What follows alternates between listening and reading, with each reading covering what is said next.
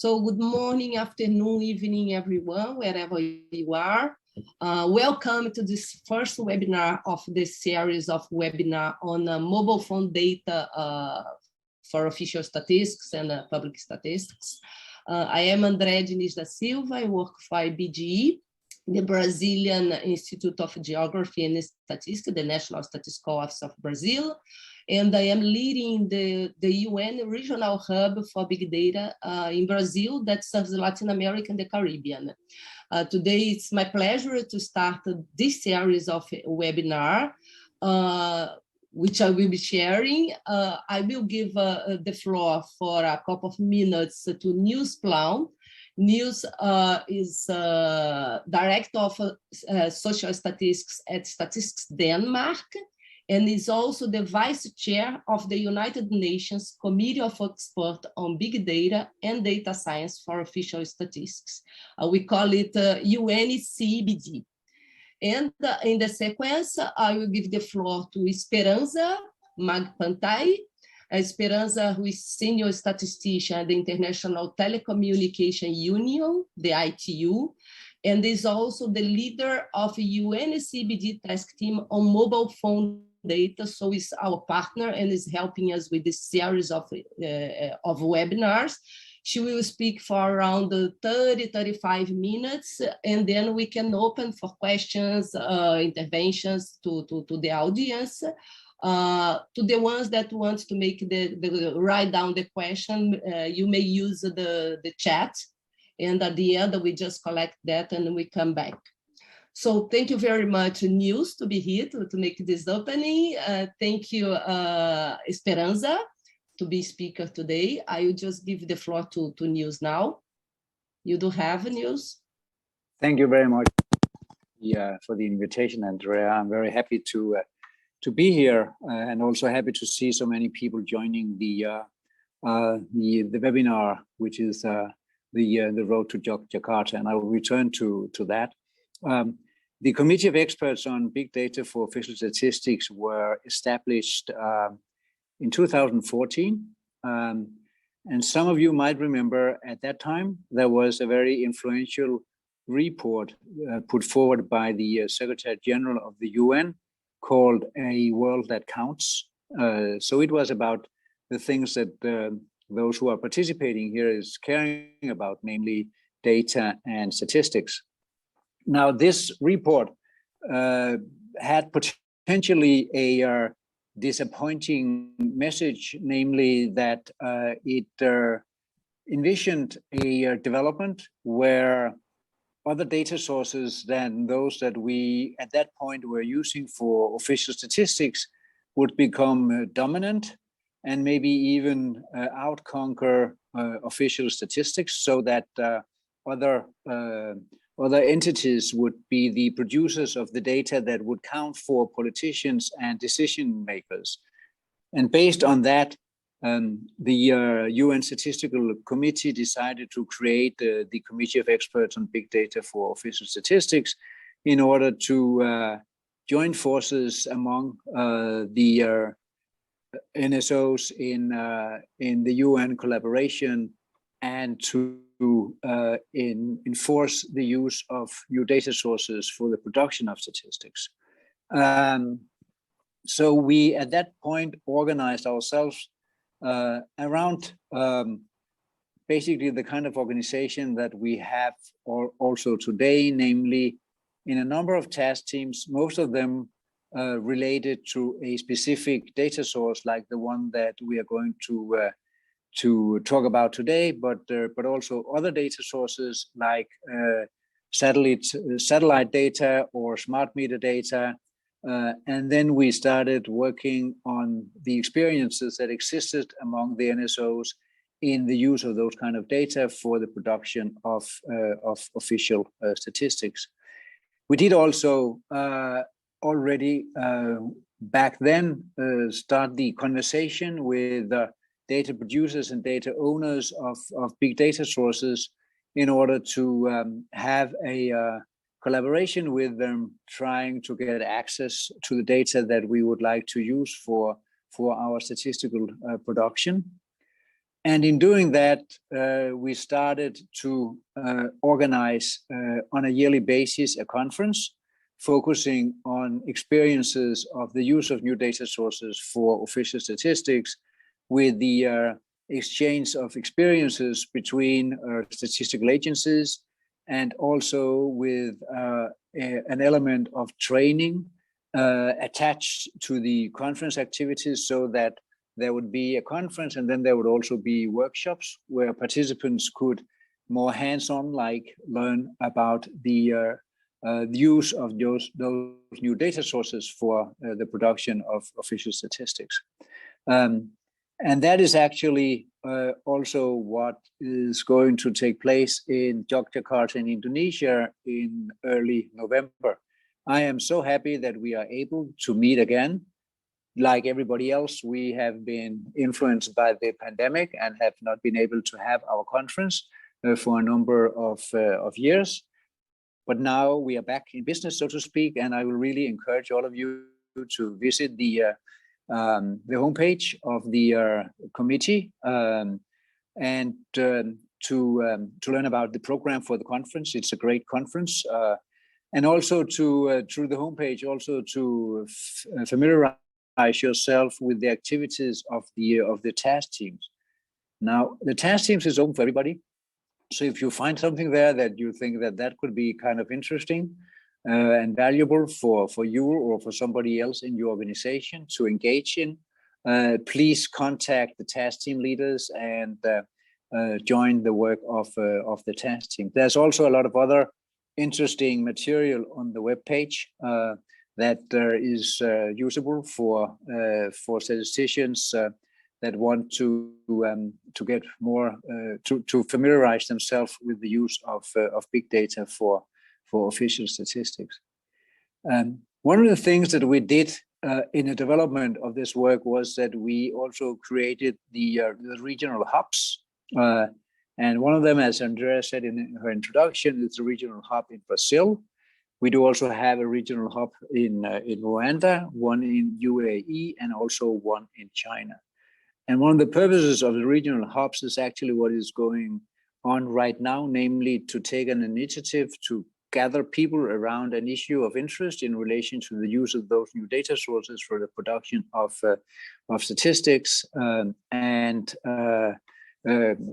give people an opportunity to learn more about the opportunities that exist in relation to that. So also thank you very much to the colleagues in Brazil for taking the initiative to have this webinar. Now, just to end with my own organization's experience with the use of new data sources, we use scanner data for quite some time to produce the price indexes. I guess it's the case all over the world, and at least in Europe, the price indexes is the most popular statistics at the moment. Everybody is looking at them with fear, so they are super important. Through our engagement in the Committee of Experts on Big Data for Official Statistics, we also learned about the AIS data for ship movements, and actually now have statistics based on port activities in Denmark based on this new data source, which is in some way being used instead of a traditional survey on those activities. And then we have smart meter data on electricity consumption in Denmark. And we got that already back in 2018. And that has been very useful during the pandemic, because we are now able to relate the electricity consumption and the smart meter activity to the type of building in our dwelling register. So during the pandemic, we were able to see that the electricity consumption in industry in Denmark were just the same as before the pandemic. So that was kind of a real-time indicator of the economic activity in my country during the pandemic. So there's a lot of things that one can do if you use those data, both in relation to the coverage of the statistics and also in relation to the timeliness of the data. So there's a lot to gain, in accessing those new data sources as an add-on, a supplement to the sources that we already have. So thank you very much for joining the webinar, and I'm looking very much forward to the presentations and the discussions. Thank you. Thank you very much, Nils. It was very important, your speech, because you gave a taste of what more we can do beyond the MPD. We have some requests to hold a webinar that could be broader. And we have this series of a webinar on MPD, but we surely will make one broader to give the taste of what is possible with the different sources of big data. Thank you very much. I will now give the floor to Esperanza.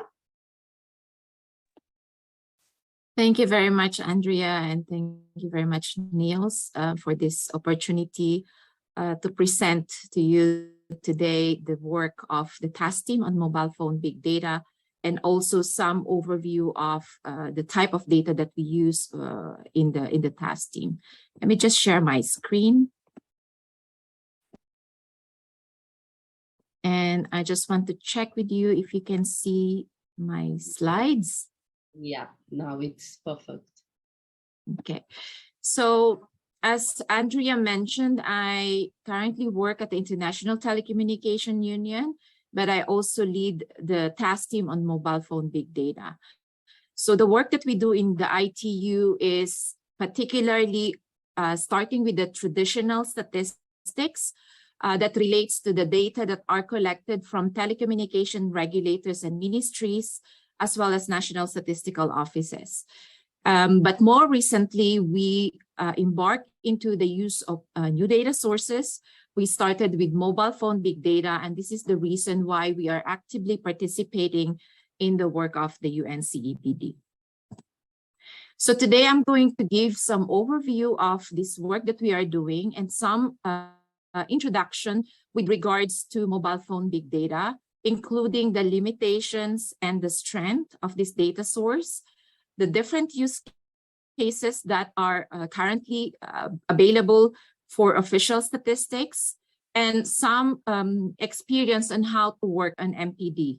I will also provide some quick overview of the international collaboration that is happening in the task team, particularly on the different activities and achievements, as well as future plans that we have for the next year. So as we have heard already, and I think this is sort of like given, the national statistical offices or the national statistical systems are increasingly under pressure to produce high quality data, particularly for the SDG indicators. There's also a challenge that relates to the timely and faster production of statistics, the need for more disaggregated data, and the rise of new data sources. So all of these things are to be considered when working in the national statistical offices. But we know that there's a lot of big data going around, and this is characterized by its volume, velocity, and variety. But what's important to note here is that big data is something that could not be analyzed using our older traditional methods, but it requires specific technologies, infrastructure, and analytical methods for us as statisticians to transform it to official statistics. And there are a number of big data sources, and some of them are already mentioned earlier. I just want to highlight here that the mobile phone big data is just one of the many data sources that could be used by national statistical offices. In the ITU, we have a number of indicators or statistics that we produce and disseminate, and one of them is the mobile network coverage. So this is the proportion of the population currently covered by mobile networks. So we know that the 2G are our own old technologies. 3G is the one that could use the internet, and 4G is the higher technology that provides a faster internet connection. And so in 2021, we estimated that around 95% of the population is currently having access or have access to mobile networks. So they are covered by mobile networks. So they have the facility to use mobile phone services if they have the means to do so, or if they have the devices to do so. And this gives us a good ground to look at this new data source because it covers the majority of the population. So what is mobile phone data? So this is defined as any type of mobile network event that are stored by mobile network operators. It includes subscriber identifier, the time attribute, and location. So there are actually three types of mobile phone big data. One is called the call detail records, which is also referred to by telecom operators as CDR. These are data that are possibly generated when a subscriber makes a call, send an SMS, or use the internet on their mobile device. It is routinely stored by mobile network operators for their billing purposes. There's also a passive signaling data, and these are data that are generated when a mobile device connects to the network. This is more frequent than CDR data, and the storage of this data depends on the mobile network operators because of the amount of data that are generated with this type of signaling data. The active signaling data are the data that are generated by mobile devices or mobile locations determined by sending out active ping. This is quite irregular and not necessarily stored by network operators because of the cost that is associated with the storage, so in terms of the infrastructure, as well as subscribers may opt out not to be recorded with this type of data. So what information is contained in the MPD? I mentioned earlier that you have the subscriber ID, and you will see on the table on the right, you will see the ID, which are a sequence of numbers, the time when the event is performed, as well as the location, which is mainly the cell ID where a subscriber connected. There are other information that are available in the network operator, such as the network event type, the other party to a network event, as well as the call duration. The MPD does not contain information in terms of the contents of a network event. So it does not record what information a subscriber is currently or used in terms of the data exchange or the calls that they made when they are in the network. So when using the mobile phone big data, it is important to be guided by principles. And this is one of the outputs of the task team on mobile phone big data. This was published in a journal in 2021. And the idea here is to provide a guidance on how to maintain public trust when using mobile phone big data. So the first principle is necessity and proportionality. So it is important that whenever a National Statistics Office or whoever uses mobile phone big data, that the use is justifiable. There is a use case that they need to monitor or they need to implement. And there's a need for such use of data. There should be professional independence, meaning whoever is using this data, particularly the National Statistical Office, they should not be influenced by any political or any external factors that may influence the results that are derived from mobile phone big data.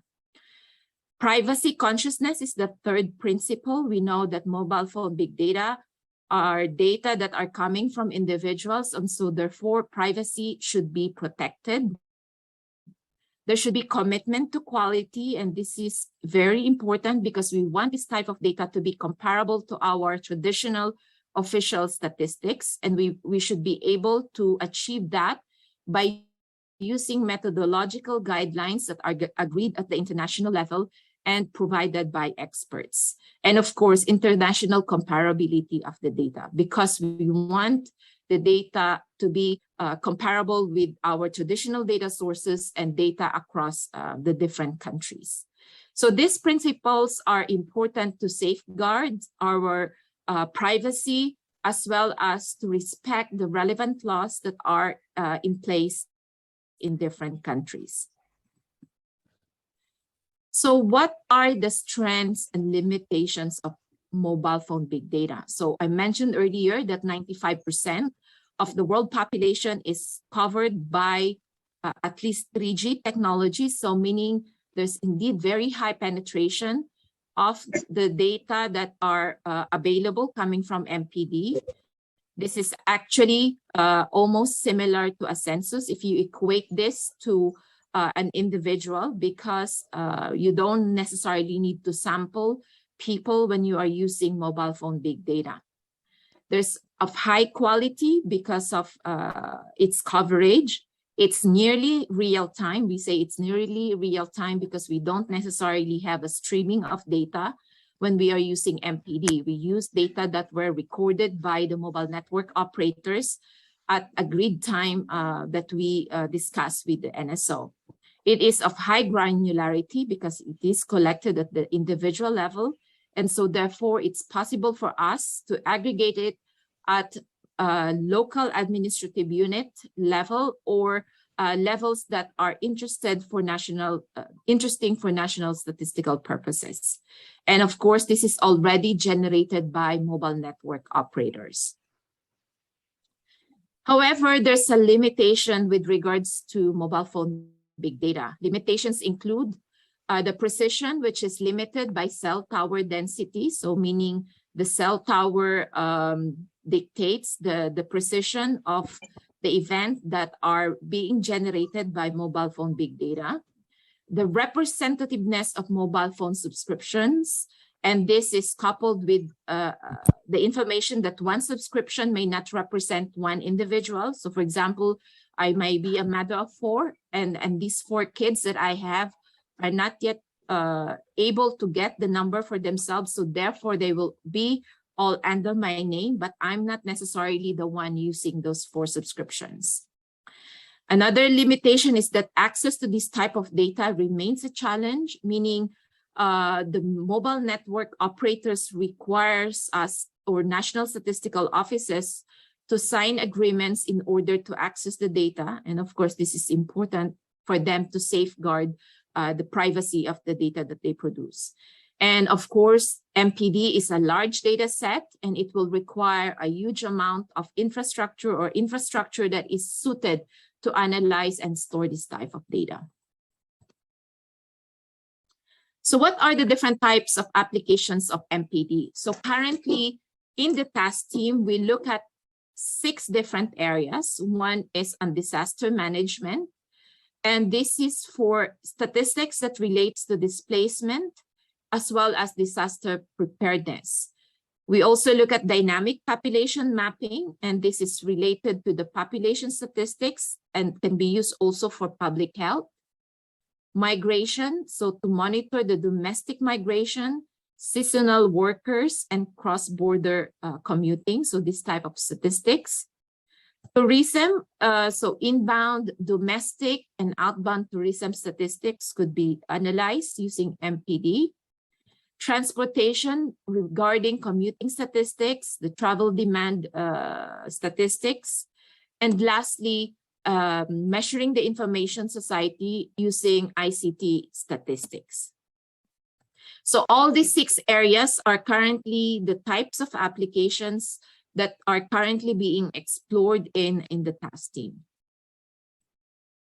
So just to illustrate some of the use cases, one of the use cases of MPD was done in the city of Tartu. This is in Estonia, where MPD was used to study the commuting and travel patterns, and the statistics that were produced by commuters between their residential and commercial areas of the city were used to help government agencies to do their planning for the new public transport network. So this was done in Tartu, and the data were used to provide the policymakers the necessary information to provide new transportation network in the country. The second use case was done in Gambia, and this is related to the COVID-19 restrictions. So MPD was used to study the changes in mobility patterns in Gambia to relate or to monitor the government restrictions that were in place at that time. So the statistics that were produced, such as the average distance traveled by the daily subscribers living between the large cities and small areas, were used by the government to monitor the restrictions that were put in that time. And it was also highlighted that smaller villages at that time were more impacted by the restrictions. So that type of analysis could be done using the data that were derived from MPD. The third use case was in Haiti, when there was an earthquake that happened in 2021. And the statistics that were produced using mobile phone big data was to analyze the change in distance traveled by subscribers, so meaning the change in the number of subscribers living in administrative districts. And this was used to indicate the impact of mobility with regards to the storm, as well as the displaced people during the earthquake. So this type of data could be used when monitoring how people behave when a disaster strikes.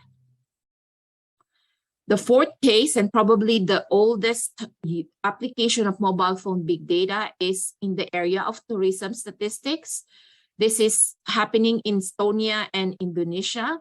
So the Central Bank of Estonia currently uses the MPD for their tourism statistics, and this was done for more than a decade, and they managed to cancel the border surveys because they're using MPD. And this is so far the longest running official statistics in the world using MPD. In Indonesia, they started in 2017, and they try to conduct border surveys every few years. So it's not necessarily replacing the border surveys, but it complements and helps them not to spend too many resources in conducting this survey. So in these two cases, what they found is that the benefits of using MPD is that it is a lot faster, 4 times faster than the traditional survey. It has 200 times more in terms of the sample size. The level of country level breakdown is 12 times higher than the traditional sources. And at the same time, it is more than twice in terms of cost efficiency.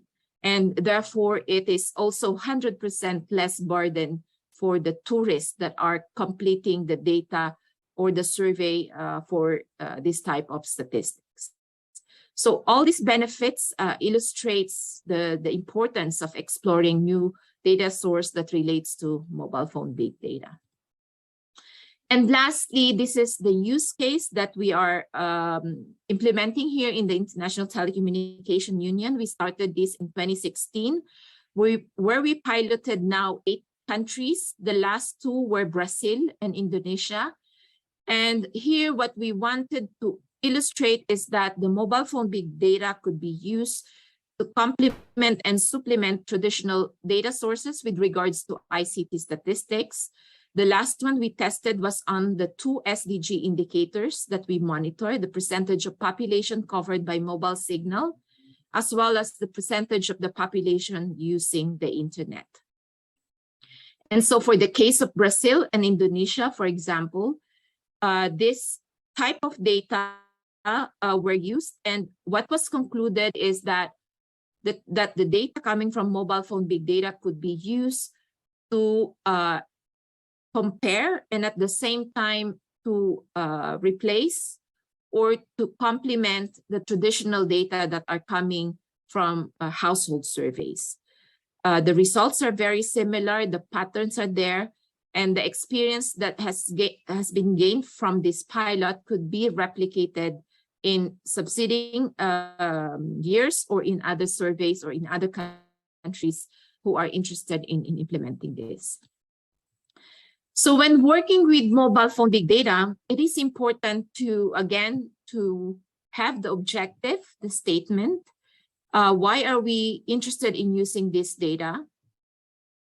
It's important to have access to this data, which I will emphasize later on in the next slides. It's important to have a lead organization doing this, and usually it's the National Statistics Office who should be leading this process if they are implementing household surveys on ICT. And sometimes it's the regulator or the ministry that are interested on using this new data source to know how many people are using the internet. It's important to have the people that have the skills, so the data scientists that could analyze this new data source, the software tools that are necessary to analyze this data, as well as the hardware or the infrastructure that are needed to store and analyze this data. And the infrastructure will, of course, depend on the data access mode that will be used for the implementation of this analysis. So who are the stakeholders? Again, statistical authorities, the mobile network operators, the data protection agency, and the regulator or the telecom ministry are the key players in implementing a mobile phone big data project. And engagement of this stakeholder is very important with regards to sharing experiences, avoiding duplication, and the efficient use of resources, and ensuring the targeted pilots can be performed. I would like to also note here that I have the other parties, because the use of mobile phone big data, as I mentioned earlier, could be implemented in several areas. And so once you have data access, you will be able to analyze this and analyze the data, not just on one area, but on 6 different areas where methods and standards are available. So there are different roles for these agencies, particularly for the national statistical agencies, because they have the statistical law, they have the legal basis to collect personal data, and they are experienced with regards to statistical data production, and they have access to other data sources or reference data that are necessary to ensure the quality of the data coming from mobile phone big data. But at the same time, the mobile network operator is a key player, because they are the ones that will be providing the data. They have the knowledge on the data source. They have the technical capacity to analyze the data, and they have the technical expertise, the regulatory requirements, but at the same time, the infrastructure that may be necessary to store the data. What is the potential gain for MNOs? I think it's important also for NSOs to know this, because in negotiations, it's important for the MNOs to be convinced. And here what we say is that the MNOs could profit from the statistical expertise. They will also learn from the experience of the national statistical offices, and they can have access to other data that could be beneficial for other purposes that they're doing in MNOs. And it's also good for their image with regards to ensuring the implementation of their social responsibility. The telecom regulator is another important player here, because they ensure the regular contacts with mobile network operators. They have the mandate to collect the records from the mobile network operators, and they can facilitate partnership with regards to the access to the data. The Data Protection Agency, if this exists in countries, is a very important agency, because they serve as an agency to ensure balance between the public interest and the privacy of the individual information. They could also enhance public trust that are inherent to the partnership. So who are the other stakeholders? I mentioned the other parties. It could be the private institutions who are knowledgeable in implementing these projects. They have experiences, they have international exposures and methods that could be used. There's the research community, particularly the academia, the international organizations who can provide standards and liaise with countries and experts, as well as legislators who could provide the legislative approval or the legal documents that are necessary when accessing the data. And so the data access, I mentioned, is one of the key challenge when using this data. And it's important to note the two main models that could be used when using this new data source. Of course, the first one is the first partnership that could be used is the mobile network operators will have full responsibility with regards to data processing. And then the second is the government can have the option to process the data, provided the operators allow access to their data. These options have implication with regards to the cost and the security and privacy, as well as the processing and infrastructure that is necessary when analyzing this data. So the first one is mode is called the distributed, where the mobile operator, so you see on the left, if you have 3 mobile operators, they will process the raw data and they will submit or transfer the data to the National Statistical Office. And these data that are submitted are particularly already aggregated data at the operator level. The second option is each operator. So if you have 3 mobile operators, they will transfer all the raw data to the National Statistics Office or to whoever is analyzing this data. And then it's up to these agencies to analyze and combine these data sets to arrive at the aggregated data or the aggregated indicator. There are 3 sets of data, 3 levels of data. We call them tier 1 data. Tier 1 data is the individual level data, with which are raw and anonymized, sodomized. So that means the confidential information is covered. And what we want to ensure here is that they cannot be pinpointed to individuals. So at this level already, the data should be anonymized, but they are at the raw level. Tier 2 data are initially aggregated. There's no personal data. There are some business confidential information, but the data from different operators are ready to be merged. So this is where you have 3 operators scenario that you can combine at the tier 2 level data. And then the tier 3 data is already at an aggregated level. So these 2 data partnership models is important to emphasize here that there are advantages and advantages. Of course, when you have the raw data, you are able to have higher confidence with regards to the data that you will achieve in the end. And at the same time, the disadvantage is that it's higher cost for MNO.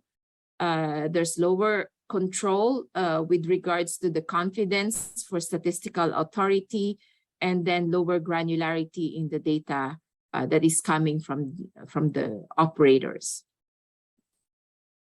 The second data partnership model is that the raw data were all transferred to the National Statistical Offices.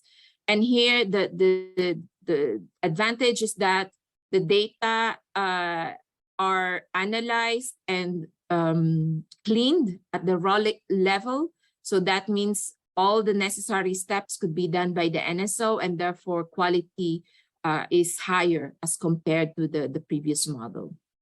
However, the statistical authority needs to invest on IT infrastructure to store all this data. And there is, of course, a higher risk of disclosure because the data is leaving the operator premises. And so this is the process that could be used when implementing the use cases, starting from the MNOs, storing the data, checking the necessary information to be transferred to whoever is analyzing the data. And once the data are received at the premise, then the raw data could be analyzed for quality, and then executed to analyze with regards to the indicators that will be produced, and validated to ensure that the data are of high quality, and of course disseminated through dashboards. So just very briefly, this is now the international collaboration that is happening on the area of mobile phone big data. Niels already mentioned the UNCEBD. And just to give you an overview, so I put an arrow there. We are just one of the data sources that the UNCEBD is currently looking at. And of course, the regional hub is very important in this regard because they help us to deliver this type of information sessions and trainings and other collaborations with regards to analyzing this new data source. So the mobile phone data task team, it was formed during the inception of the UNCEBD, currently composed of more than 50 individual experts representing both international organizations, countries, and private institutions. We meet once a month. And the idea here is to brainstorm on new developments, methods, and events that we need to conduct. And you will note there that in the region, we have Brazil and Colombia, Mexico, who are already members. And we are also, as Niels mentioned, we welcome experts who may want to take part in the work of this task team. So these are the 6 areas that we are currently looking at. And then the 7th subgroup that we have is on development of training and capacity building. So the area that we are focusing on now is ensuring that we will be able to disseminate this knowledge that we got from these 6 subgroups in order for the other countries to analyze mobile phone big data. So we also do a number of events and workshops, mainly to disseminate the work that we do in the task team and to participate in the wider work of the UNCEBD. The key achievement of the task team is the methodological guide. We are planning to launch 5 methodological guides in the international conference that is happening in Indonesia, covering the 5 areas of statistics that I mentioned earlier. The 6th area on transport will be released hopefully in the beginning of next year. And so just to give you an information on the guideline, this is the one that is on information society measurement. It provides information on the background of the work, how data could be accessed, the different data sources that are necessary to analyze this type of data, what other reference data you will need to have to analyze mobile phone big data, different processing models, and how you will be able to calculate the indicators. And of course, the experiences that are coming from pilot countries. And in the next year, we want to elaborate on implementing the trainings and organizing workshops and events similar to this one in order to disseminate as much as possible the different methods that we have released in November through these guidelines. And of course, the conference, we will be holding workshops of I think we have a 1-day workshop on mobile phone big data. So I invite you all to participate in the workshop and the different sessions that we will be conducting in Indonesia. And so to conclude, mobile phone big data, we saw provides a promise with regards to producing timely, granular, and disaggregated data at a reduced cost and less burden to the respondents. But it's important that all stakeholders in the country work together. National coordination and cooperation is important in order to address challenges such as data access, infrastructure, and human resources. And I invite that whoever wants to take advantage of mobile phone big data to take advantage of international experiences and experts and methods that are available related to mobile phone big data, and to share and experiences and to learn from others, particularly by attending international forum on the use of mobile phone big data and big data in general. Thank you very much for your attention. There's a lot of information that I shared. I'm available to answer any question that you may have, and the slides I think will be shared afterwards. Thank you very much. Thank you, Esperanza. If you can close the sharing of the screen, because I don't see anything anymore when you share. Okay, let me just see. I think I've stopped it already. Oh, no, maybe it's my configuration. Just leave it like now. Okay. Now I can see myself. I think that was that. Thank you very much for such an interesting presentation. We can open now for questions. We do have one question on the chat. If you can see, Esperanza, it's Aniana asks you, how do we ensure data integrity from MNOs and the developed processing standard if coming from MNOs? Okay, thank you for that question. So the guidelines that I mentioned earlier provides different methods in terms of ensuring quality of the data. So this, I invite you to check those guidelines. There are, of course, different methods starting from ensuring quality of the raw data, ensuring that, for example, the duplicates or the unnecessary information or the wrong information are not included in the analysis, as well as the indicators that were derived. So the reference data is important in this purpose. In the pilots that we did, we always compare it with household survey data. So the household survey data on ICT statistics, for example, were used in the case of Brazil, to make sure that the methods with regards to the processing that were employed are respected, and the methods are good enough to produce the necessary statistics of high quality. Thank you. Thank you very much, Esperanza. For the ones that have questions and didn't, I think that we have, okay. In your opinion, porque MPD não é, just a moment, I got confused because I saw a question in Portuguese. I was thinking in English, but maybe the translators can translate the questions. Em sua opinião, por que MPD não é tão usado? In your opinion, how come MPD is not so much applied by the statistic institutes despite its advantages? Thank you, Maria. I think this is indeed a very good question. Out of the different big data sources, we know, for example, there's a lot of social media data available, or web scraping data that are available. Mobile phone big data is the one which has the most challenge with regards to data access. So for a National Statistics Office to embark on using this data source, they have to get access to the data. And that is the longest process, I would say, when using this new data source. Based on our experience, when we implemented a big data project using MPD, if you take 8 months or 1 year of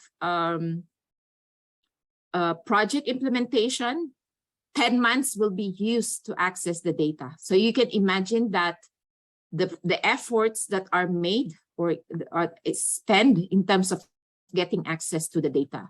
So sometimes national statistical offices are discouraged because data access is not easy. And at the same time, in some countries, the National Statistical Office are not able to cooperate, or the MNOs are not cooperative in sharing their data. So indeed, this is a big challenge. It remains a big challenge. And when I emphasize the different stakeholders, it's not just the responsibility of the National Statistical Offices. The different agencies that I mentioned should work together so that NSOs will be able to access this data and take advantage of what this data could offer. Thank you. Thank you very much. There is one more question, but I will just make a question because it's linked to what you just talked about, Esperanza.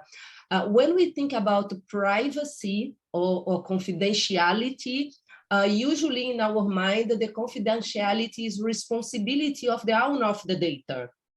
And it's very difficult that MNOs want to make a very big effort just to be able to give data, to share data, if they are not selling. If they are selling, it's also an issue, but if they are not selling, they will not do it spontaneously. But there are some privacy-enhanced technologies that can come from the other side. If you could talk about a bit that, because it's not only, we can make this effort to keep privacy. If you could. I think there are two interesting points there that you mentioned. First is the mobile operators. Of course, they have social responsibility to provide to the public. And so some provide the data for free, but many still sell this data. And so for them, mobile phone big data is a source of revenue. So that's why they don't necessarily just release it like that. And so one issue of data access is related to that. There are companies that buy those data, and I think mobile operators share those data if they can get some revenue out of those data. But there's a second point there with regards to privacy. And privacy, I think already starting with, I'm just going to talk about the mobile operators. There are two levels of privacy techniques, I think, that mobile operators already do, even though they say that they need to ensure privacy. Because even if, for example, I'm working in a mobile operator, I sign a legal document that I am not allowed to share whatever data I see when I work on the individual data that I gather from the subscribers. So already that level of privacy is ensured when that document is signed inside the mobile operator. And there's already, I would say, a privacy technique that is being done in the operator so that their employees are not able to, to share this information. So when they go home, they cannot say, oh, to my husband, for example, I cannot say to him, I saw your data, because these data are already masked. They cannot see that data. But there's also a second level privacy that is done or employed when we want to analyze it for statistical purposes. And that level of privacy preserving technique is very important for us not to be able to locate, for example, where the individual lives or who that individual is. So there are already two levels of privacy techniques that are being done with mobile phone big data. And so this is something that I think national statistical offices also needs to work closely hand in hand with mobile operators to ensure that this is respected. Thank you. Thank you very much. Does anyone, there is a question that's more practical, and I wanted to keep it for the end because it's about the next conference, next webinar. Does anyone has a question, wants to raise the hand to open the microphone?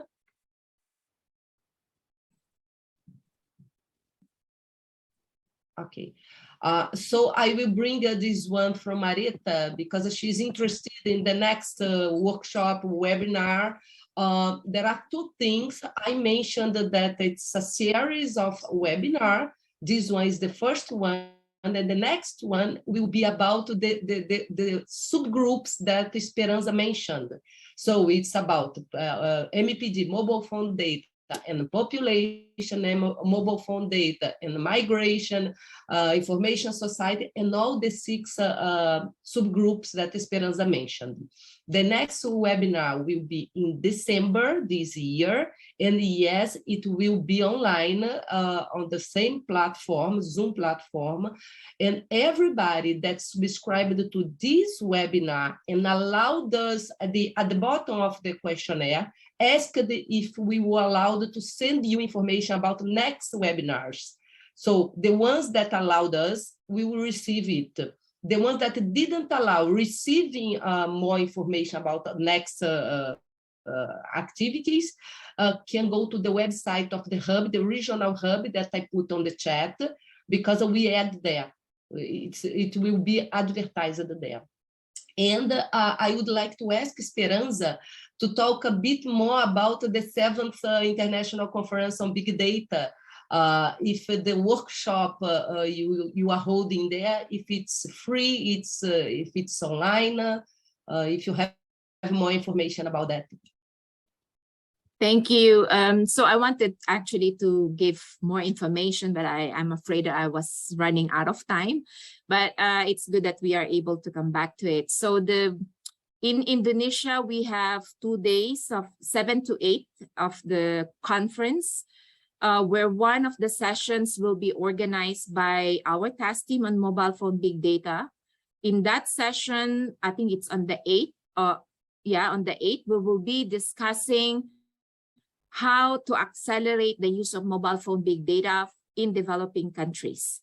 So we will have speakers that will provide experience on how they manage to implement in their national statistical offices, and other speakers who will provide recommendations with regards to steps that could be taken so that the use of this data could be successful in national statistical offices in the developing country context.